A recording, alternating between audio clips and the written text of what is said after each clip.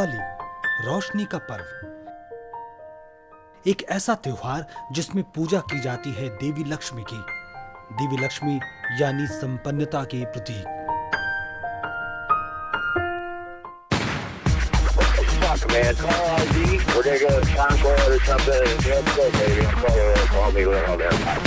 घरों से निकलकर आज जरूरी है कि देश की संपन्नता की बात की जाए। देश की संपन्नता यानी चमकता भारत। आज जब भारत के चमकते तस्वीर की बात की जा रही है तो नजर बार बार हमारी तेजी से बढ़ती अर्थव्यवस्था पर जाती है। इसका अंदाजा इसी बात से लगाया जा सकता है कि आज भारत चीन के बाद दुनिया में सबसे तेजी से बढ़ती अर्थव्यवस्था है और आंकड़े इस बात की ताकीद भी करते हैं।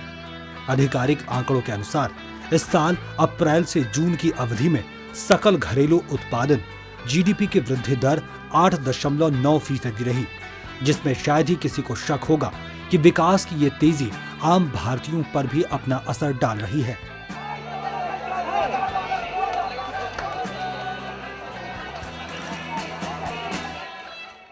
भारत में बढ़ता मध्य वर्ग इस बात की गवाही देता है।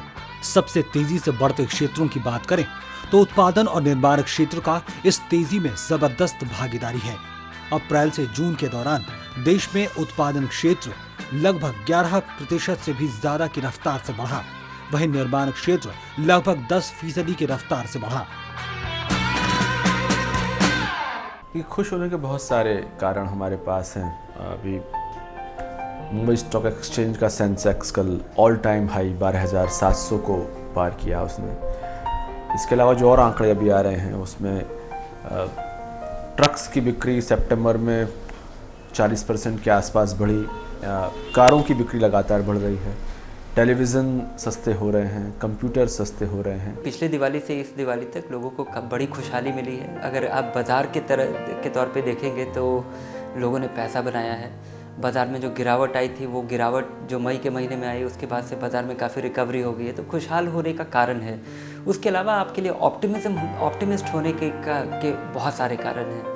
आप कंपनियों का रिजल्ट काफ़ी दमदार है, इंटरेस्ट रेट भी बढ़े हैं, तो जो बूढ़े लोग हैं जिनके लिए पिछला साल काफ़ी निराशाजनक रहा होगा, इंटरेस्ट रेट में लगातार गिरावट आ रही थी। बहुत सारे ऐसे आम निवेशक हैं जिनको इस चीज़ से कंसोलेशन लेना पड़ रहा था कि अब इंटरेस्ट रेट में दर में गिरावट आ चुकी है और अब आपको अपना आम खर्च कम करना पड़ेगा, क्योंकि वैसे सारे लोग जो कि पोस्ट ऑफिस के मंथली इनकम सेविंग्स में लगाते थे, अब उनके लिए एक बहुत बड़ी राहत है। इंटरेस्ट रेट में बढ़त हुई है, बैंकों में आपको वो ज़्यादा ब्याज मिल रहा है। और उसके अलावा इक्विटी में जो आप शेयर बाज़ार में जो पैसा लगाते हैं, सीधे तौर पे लगाएं, इनडायरेक्टली लगाएं, तो वहाँ पे भी बड़ी खुशहाली है। खुश होने के कारण मैं देख रहा हूँ और ख़ास तौर पे आम आदमी के लिए वो ये है कि इस बार की आर्थिक प्रगति सिर्फ सेवा क्षेत्र पर ही निर्भर नहीं है। पहले ये कहा जाता था कि आर्थिक सुधारों ने सिर्फ सेवा क्षेत्र में ही आए हैं और आम आदमी, कॉमन मैन जिसको कहते हैं, जो ग्रामीण क्षेत्र या छोटे शहरों में रह रहा है, उसका आर्थिक सुधारों से उसको कोई लाभ नहीं हुआ या लाभ होगा तो कभी बाद में होगा। लेकिन इस पिछले साल की प्रगति दर को अगर हम देखें, उसका अगर हम सेक्टरल एनालिसिस करें तो उसमें हम पाते हैं कि जो 8% हमारी इनकम बढ़ी है, राष्ट्रीय उत्पादन बढ़ा है, उसमें मेनली कृषि और औद्योगिक क्षेत्र का हाथ है, जो कि पिछले सालों में नहीं हो रहा। बाज़ार अब वापस अपने उच्चतम स्तर के नज़दीक पहुंच गया है। लोगों का नुकसान काफ़ी कम हो गया है जो कि मई के बाद हुआ था। ऑप्टिमिज्म काफ़ी अच्छा ज़बरदस्त है। लोग काफ़ी पॉजिटिव हैं इस बारे में कि बाज़ार कंपनियों का प्रदर्शन अच्छा रहेगा। तेल के दाम में गिरावट आई है, तो मुझे लगता है कि खुशहाली का ही आलम है। आज का युग सर्विस सेक्टर का है, यानी कि सेवा का क्षेत्र। आज हमारे घरेलू उत्पादनों में सेवा क्षेत्र का आधे से भी ज्यादा योगदान है। इसी सेवा क्षेत्र की बढ़त इस दौरान 13.2% की बढ़त देखी गई। देश के लिए सबसे महत्वपूर्ण कृषि क्षेत्र की बात करें तो हम देखते हैं कि वो भी लगभग पिछले साल की रफ्तार को कायम किए हुए हैं। हालांकि ये कहना होगा कि यही वो क्षेत्र है जहां हमें ज्यादा ध्यान देने की जरूरत है और बढ़त की भी। फिर भी निराश होने की बात नहीं है। और निराशा को पीछे छोड़ हम आगे की तरफ देख सकते हैं। एक ज़माना था जब इन्फ्लेशन 12% होती थी, फिर 10%, 11% काफ़ी सालों तक रही, और इस वक्त हमने ऐसी नीतियां अपनाई, मॉनेटरी और फिस्कल पॉलिसी ऐसी अपनाई जिससे कि इन्फ्लेशन रेट को हमने एकदम कंट्रोल में रखा हुआ है। ये एक छोटी मोटी बात नहीं है, ये हमारे देश के लिए जो डेवलपिंग कंट्री है उसकी नीड्स बहुत होती हैं। स्टेट्स में, इंफ्रास्ट्रक्चर में, हर तरह आपको क्रेडिट पैसा चाहिए, हर जगह आपको पैसा चाहिए सरकार के तत्वावधान में। और हमारे जैसे जिस स्टेज में हम हैं उस स्टेज में ये इन्फ्लेशन को कंट्रोल करना ये बहुत बड़ी बात है। ठीक है, इस कंट्रोल करने में बहुत जो एक योगदान किया है वो इम्पोर्ट्स को हमने लिबरलाइज किया, इम्पोर्ट्स को आने दिया, उस वजह से भी सप्लाई पोजीशन हमारी ठीक हो गई है, लेकिन हमारे एक्सपोर्ट्स भी बढ़े हैं। आपको अपने आसपास देख सकते हैं कि जिन घरों में एक टेलीविज़न हुआ करता था उन घरों में 2 टेलीविज़न्स हैं, जिन घरों में एक कंप्यूटर होता था उसमें कंप्यूटर प्लस लैपटॉप है। तो ये मध्यम वर्गीय संपन्नता या कंजम्पशन का लेवल बढ़ा है और ज़्यादा से ज़्यादा मध्यम वर्गीय बच्चे विदेश जा रहे हैं, विदेश की कंपनियों के लिए काम कर रहे हैं, उनकी सैलरी के लेवल्स बढ़े हैं। तो मुझे लगता है कि खुश होने की ये सारी वजह हैं कि जीवन स्तर आम तौर पर पिछले कुछ सालों में बढ़ा है और डेफिनेटली इंडिया की इकॉनमी का और यहाँ के वर्किंग क्लास का ये खुश होने का और उपलब्धि का समय है उस तरह से। अब ये कहा जा रहा है कि अगर भारत चालू वित्त वर्ष के दौरान 8% वृद्धि दर हासिल कर लेता है तो ऐसा लगातार चौथा साल होगा।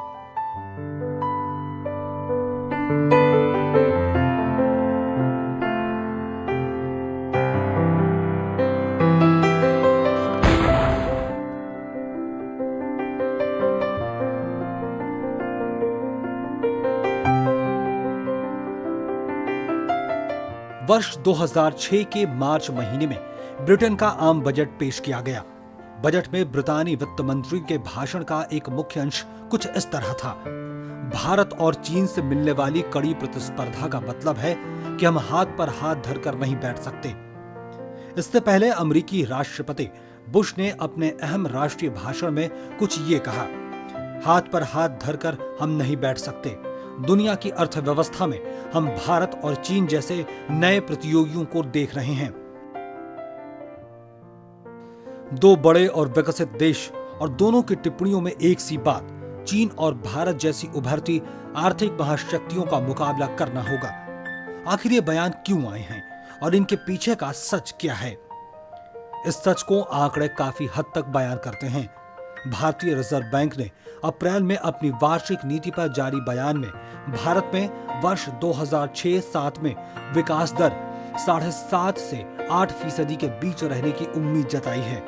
पिछले 2 सालों में भारत में 8.5 और 7.5% की दर से विकास होता रहा है।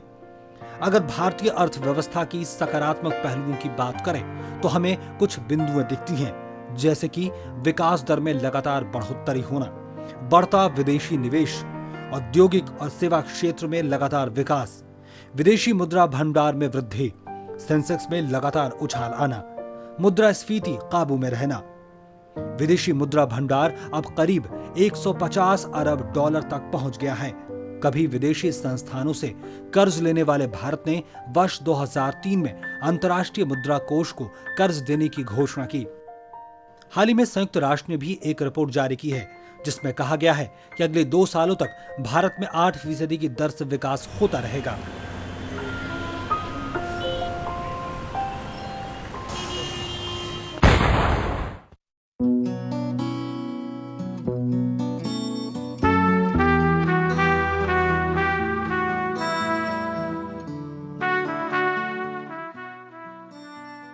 इस दिवाली के मौके पर जब हम भारतीय अर्थव्यवस्था की बात कर रहे हैं तो बात सीधे जाकर जुड़ती है यहाँ के बहुसंख्यक लोगों से।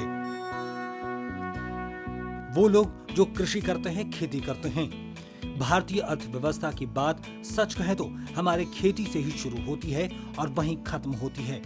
अभी भी लगभग 65% लोग कृषि क्षेत्र पर ही निर्भर हैं।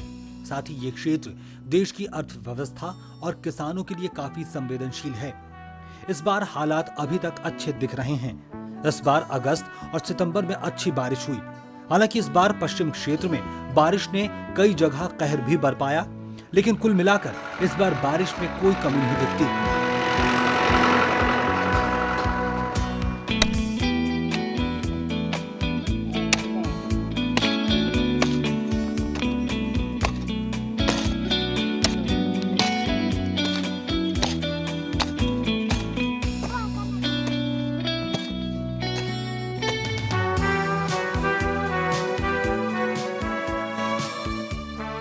अभी ये कहा जा रहा है कि पिछले साल की तुलना में इस साल 10 लाख से ज्यादा हेक्टेयर पर खेती ज्यादा होगी। पिछले कुछ सालों में कृषि क्षेत्र में विकास दर 2 से 3% के बीच रही है। आर्थिक प्रगति में इस विसंगति को केंद्र सरकार भी स्वीकार करती है। सरकार का कहना है कि अगर विकास दर को 10% करना है तो कृषि में भी 4% की दर से विकास करना होगा। इसमें कोई शक नहीं कि इस दिवाली सचमुच दिवाली तभी होगी जब खेतों में संपन्नता की रोशनी आएगी। लेकिन इसमें भी कोई शक नहीं कि पैदावार बढ़ी है, कृषि में विकास दर बढ़ी और इसका सीधा फायदा किसानों और ग्रामीण लोगों को हुआ। देखते ही देखते भारत के खाद्य भंडार भरने लगे और भारत खाद्यान्नों का निर्यात करने लगा है। 2002-03 में कृषि में विकास दर 0 था, जिसका कारण सूखा था। इसके अगले साल ही 2003-04 में झमाझम बारिश हुई तो कृषि में विकास की दर 10% तक पहुंच गई। इसमें कोई शक नहीं कि संभावनाएं खुली हुई हैं और आकाश इंतजार कर रहा है हमारा।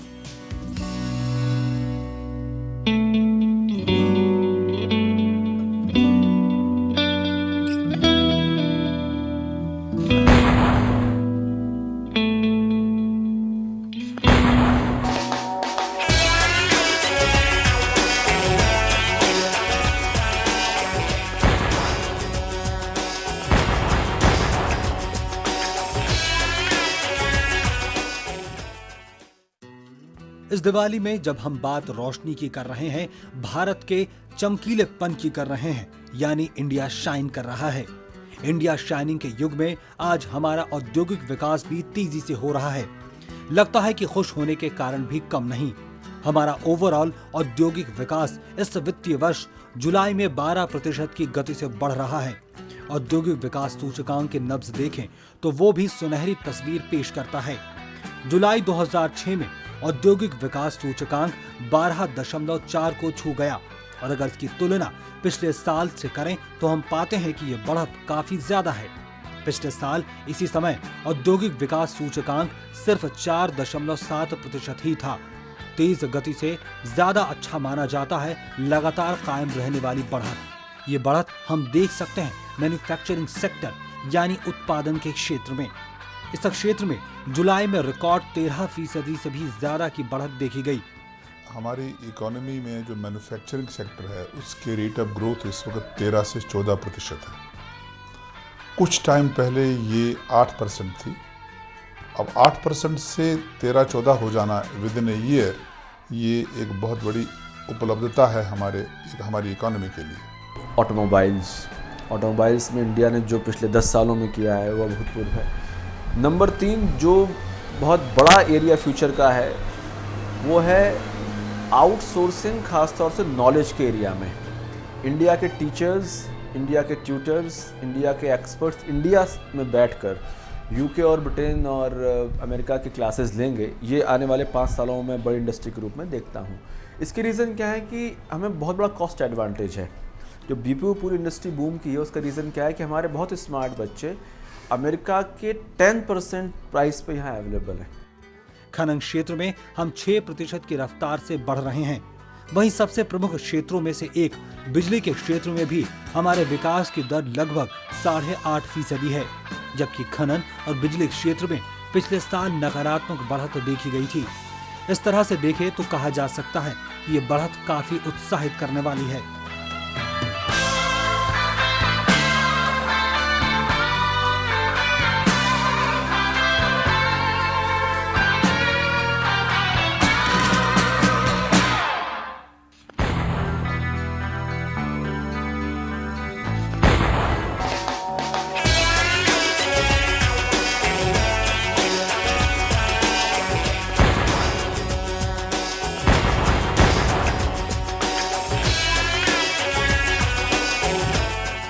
इन्फोसिस कंपनी। इन्फोसिस ने पिछले 3 महीनों में लगभग 11,000 लोगों को नौकरियां दी हैं। शायद ये अपने आप में बता देने के लिए काफी होगा कि यह कंपनी आज कहां है और इसके लक्ष्य कहां तक जा सकते हैं। इसी दौरान अगर हम इन आंकड़ों पर नजर डालें कि इन्फोसिस ने पिछले 3 महीने में 50% से भी ज्यादा की विकास दर हासिल की है, जो न सिर्फ आम भारतीयों के लिए एक सुखद आश्चर्य है बल्कि कॉरपोरेट दुनिया के लिए भी चौंकाने वाला है। इस तरह इस वित्तीय वर्ष के दूसरे तिमाही में कंपनी का कुल लाभ 929 करोड़ हो गया, जो पिछले साल इसी समय सिर्फ 606 करोड़ था। आज अगर हम इस दिवाली पर चमकते और समृद्ध भारत की बात करते हैं तो निश्चित रूप से इन्फोसिस का यह विकास हमें एक प्रतीक के रूप में नजर आता है। ऐसा नहीं कि यह विकास सिर्फ एक तिमाही तक ही सीमित है। इन्फोसिस ने इस तेज विकास के साथ ही अपने व्यापार का दायरा भी बढ़ाया है। इन्फोसिस अब सॉफ्टवेयर निर्यात करने वाली देश की दूसरी सबसे बड़ी निर्यातक बन गई है। अब यह निर्यात $3 बिलियन तक पहुंचने को है। इन्फोसिस को अगर आप देखेंगे तो हर क्वार्टरली बेसिस पे, हर तिमाही पे ये कंपनी पिछले 10 साल से निवेशकों को इम्प्रेस करती आ रही है और हर बार ये कंपनी बोलती कम है और उससे ज़्यादा बेहतर इसका प्रदर्शन होता है। तो ये बहुत ही क्रेडिबल कंपनी है। ये एक ऐसी कंपनी है जिसके बारे में अधिकतर भारतीयों को इस पर गर्व है। एक तरह से ये हमारे बिजनेस सर्कल का ये अमिताभ बच्चन है।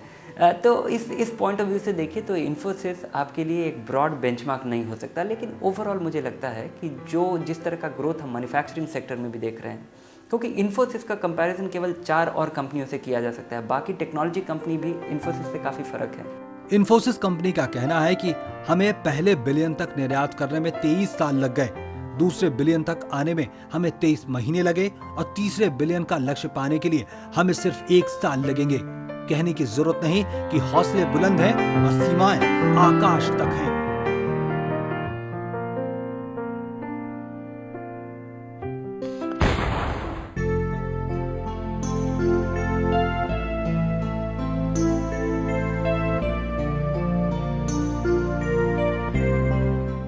आज का जमाना 21वीं सदी का है। 21वीं सदी दूसरे शब्दों में सूचना क्रांति का युग या कहें तकनीकों का युग। ऐसा जमाना जहां कोई भी किसी से दूर नहीं, बस कुछ बटनों का खेल है। अब वो जमाना शायद ही किसी को याद हो जब अपनों से बात करने के लिए टेलीफोन पर ट्रंक कॉल बुक करवानी पड़ती थी या सालों तक टेलीफोन लगने का इंतजार करना पड़ता था। आज भारत में टेलीफोन रखने वालों की संख्या 15 करोड़ के भी आंकड़े को पार कर गई है। इस वित्तीय वर्ष के पहले 5 महीनों में फोन लेने वालों की संख्या लगभग 2.5 करोड़ थी। पिछले साल इसी समय टेलीफोन लेने वालों की संख्या सिर्फ 1.5 करोड़ थी। टेलीफोन लेने वालों में निश्चित रूप से मोबाइल लेने वालों की संख्या ज्यादा है, लेकिन यह रफ्तार निश्चित रूप से चौंकाने वाला है। वैसे तो टेलीफोन का आविष्कार हुए 100 साल से ज्यादा हो गया, लेकिन पिछले 2 दशक ने पूरी तस्वीर ही बदल दी और ये बात भी समझ ली गई कि फोन सिर्फ बात करने के लिए नहीं होता। फोन आज बात करने से कहीं कुछ ज्यादा काम हमसे करवा रहा है, या कहें कि ज्यादा काम करने में सक्षम है। फिल्मों से लेकर आप चाहे तो रोजमर्रा का पूरा ऑफिस आपके फोन में समा सकता है। ये दुनिया तेजी से बहते सूचनाओं का है। आपके कंप्यूटर स्क्रीन पर झट से मिलती सूचनाएं। इंटरनेट के तंत्र ने आज सब कुछ काफी सरल बना दिया है और खास बात है कि इन सेवाओं की लागत लगातार घट रही है। ज्यादा नहीं, सिर्फ कुछ सालों तक ये सब कुछ सोचा भी नहीं जा सकता था। खास बात यह है कि भारतीय कंपनियां जो इस क्षेत्र में काम कर रही हैं, तेजी से आगे बढ़ रही हैं। ये कंपनियां देश के साथ साथ वो अपना क्षेत्र विदेशों में भी फैला रहे हैं। खैर, आसमान खुला है, उम्मीदें जवान हैं। खुश होने के ये भी एक कारण हैं।